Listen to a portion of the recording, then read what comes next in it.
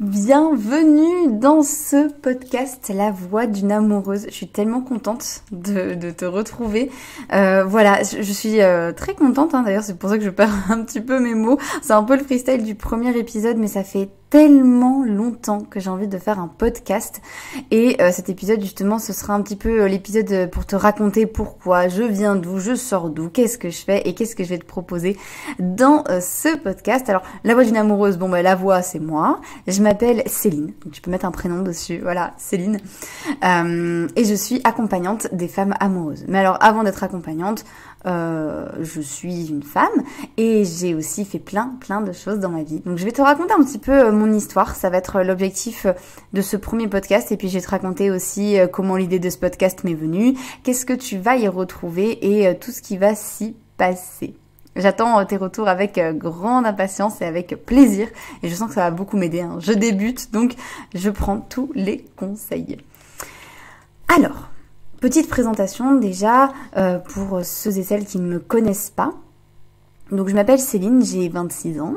À l'époque et au moment où je crée ce premier épisode de podcast, où nous sommes en 2022. Donc je suis accompagnante des femmes amoureuses. Avant ça, j'ai fait du coup une scolarité un peu classique, avec un bac littéraire, tout ça.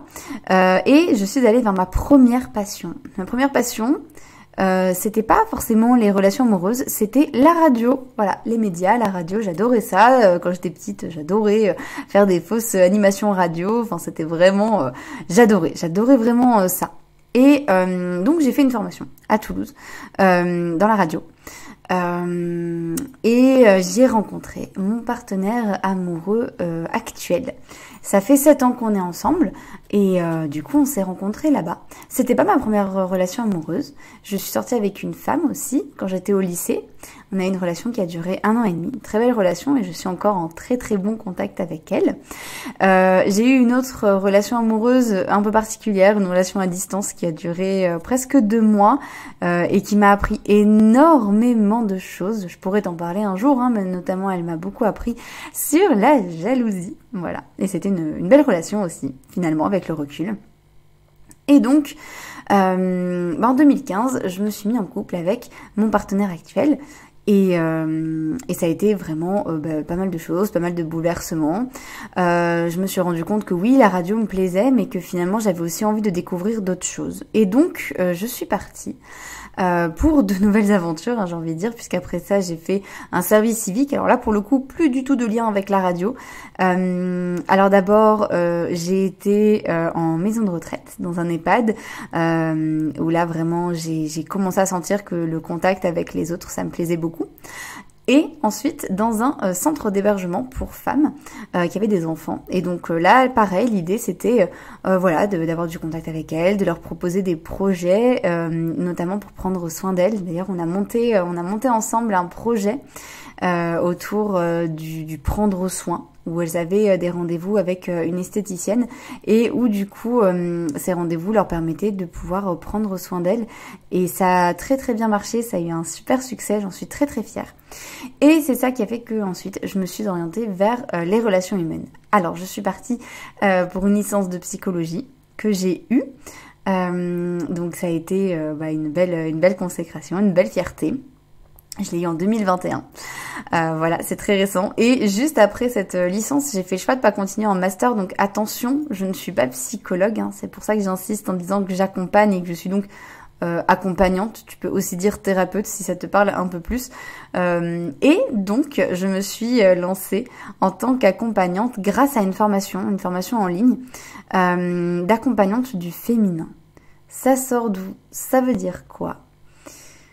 En fait, pour moi, en tout cas, je vais te proposer ma définition, c'est vraiment accompagner les femmes en s'adaptant un petit peu à tout ce qui nous touche, nous, les femmes ou personnes avec un utérus.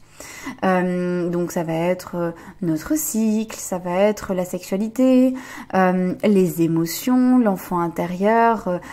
Bref, tu l'as compris, j'étais full dans le développement personnel, full dans l'accompagnement, dans les méditations, toutes les choses qui pouvaient et me parlent encore. Et puis la formation a touché à sa fin. Là, je suis en train de me certifier du coup pour cette formation. Et j'ai commencé à réfléchir finalement à comment me lancer et comment pouvoir créer l'activité de mes rêves, l'activité qui vraiment me ferait vibrer, me ferait vraiment du bien, me donne envie. Donc j'ai beaucoup réfléchi. Et cette activité, roulement de tambour, elle va s'appeler l'accompagnante des femmes amoureuses. Parce que du coup, j'ai voulu me spécialiser dans une branche qui me parle parce que je la vis tous les jours depuis 7 ans, à savoir donc l'amour et les femmes, puisque j'ai appris comment accompagner les femmes grâce à cette super formation. Alors j'aurais pu faire une formation, être thérapeute de couple, ou pourquoi pas être plus dans le couple en lui-même, mais moi j'avais vraiment très très très envie d'accompagner les femmes parce que en fait il y a plusieurs choses qui m'animent. La première, c'est que tout le couple n'est pas obligé de bouger pour que les choses changent. Une seule personne peut bouger et provoquer plein de changements. De toute façon, on change tout le temps. Donc c'est aussi ça qui m'a poussée à aller uniquement vers les femmes. Et puis souvent quand on est une femme, on se pose des questions, on remet beaucoup de choses en question, on a envie d'aller plus loin, de comprendre mes émotions, qu'est-ce qu'elles veulent dire, et ça, enfin bref, ça a été tout un cheminement autour de ça, et c'est pour ça que du coup j'accompagne ces femmes amoureuses à y voir plus clair dans leurs relations, à aller comprendre un peu ce qui se passe dans leur vie amoureuse, les émotions, la communication, toutes ces choses-là. Alors évidemment, j'ai aussi des sujets qui me touchent beaucoup, la sexualité, puisque je trouve que c'est aussi très important de parler de sexualité quand on parle d'amour, de couple, de relations amoureuses. J'aime bien dire relations amoureuses parce que j'aime ouvrir tous les champs des possibles dans l'amour. Donc pour moi, être amoureuse, c'est pas forcément être en couple, ça peut être en relation irrégulière ou libre, ça peut être en trouble, ça peut être du polyamour, le couple qui soit hétéro, bi, que ce soit un couple homo, peu importe finalement. Donc relation amoureuse, je trouve que ça permet vraiment d'élargir le champ des possibles. Et du coup, je pense, et j'ai vraiment ce sentiment que la sexualité a toute sa place, a vraiment toute sa place finalement dans cette relation. Et donc voilà, c'est pour ça que j'avais très très très envie de m'orienter sur ce couple, sur cette sexualité.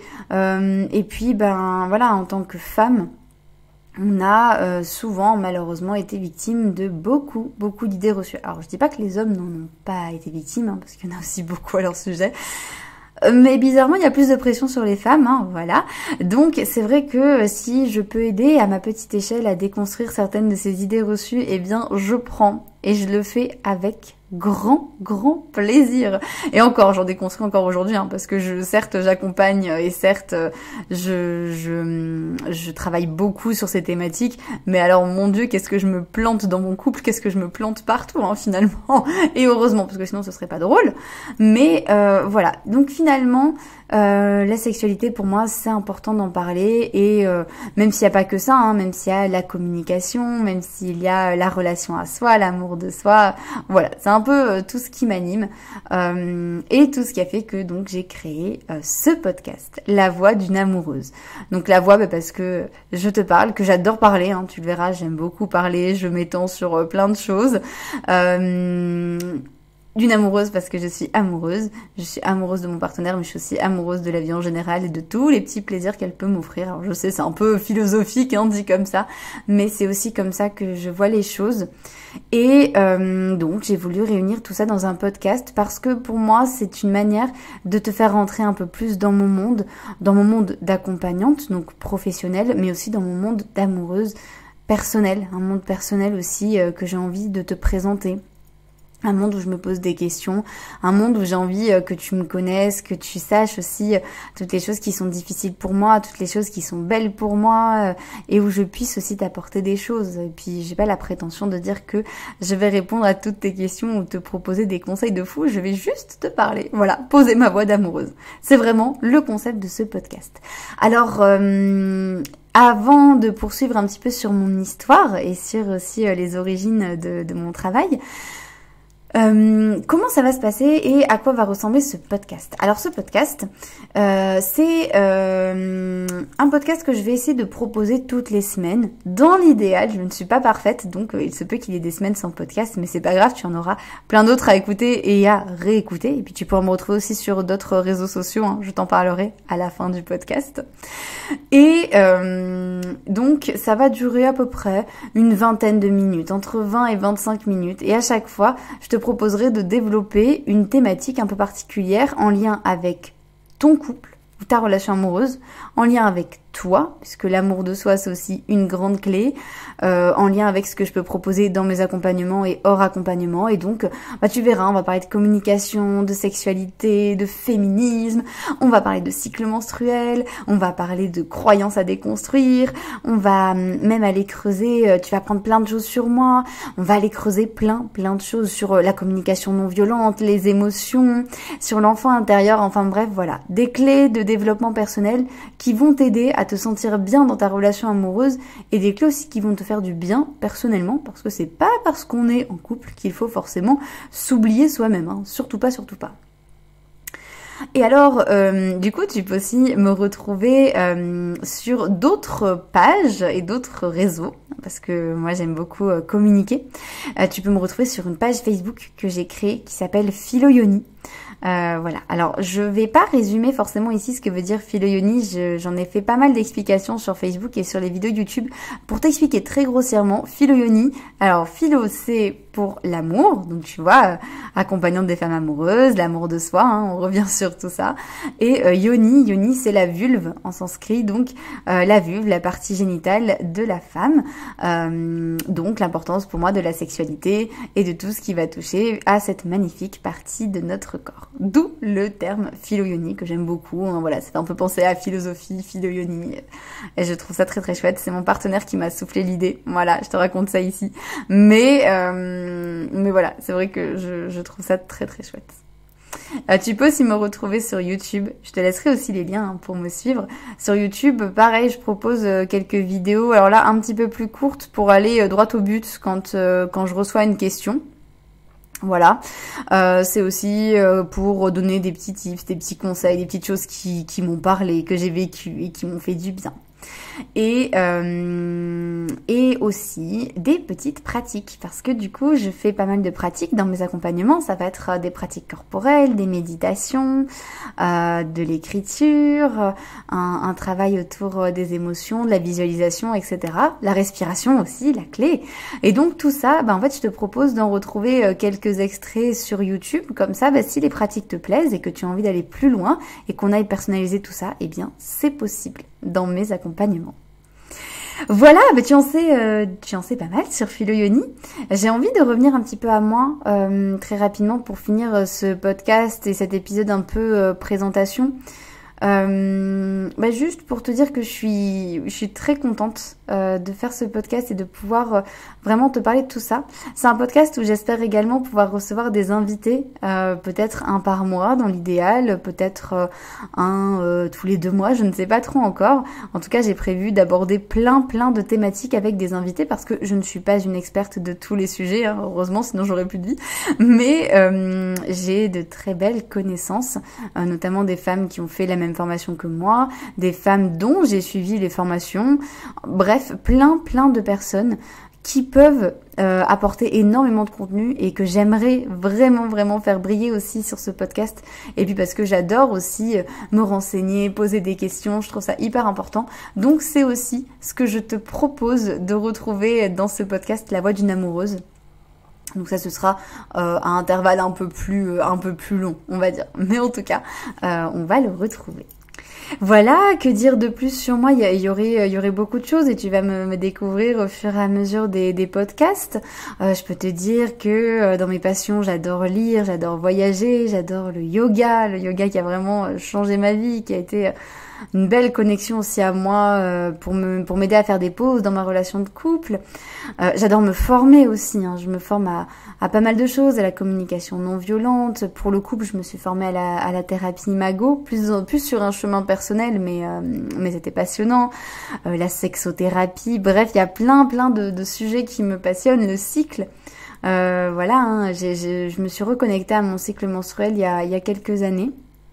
Ça a été aussi ma première grosse connexion avec le féminin, sans forcément parler de féminin sacré, mais finalement de féminin qui en tout cas me correspond, un féminin que j'ai envie de développer et d'enrichir. Et c'est aussi grâce à ça que j'en suis là aujourd'hui. Voilà. Donc j'en suis quand même vraiment très très très contente.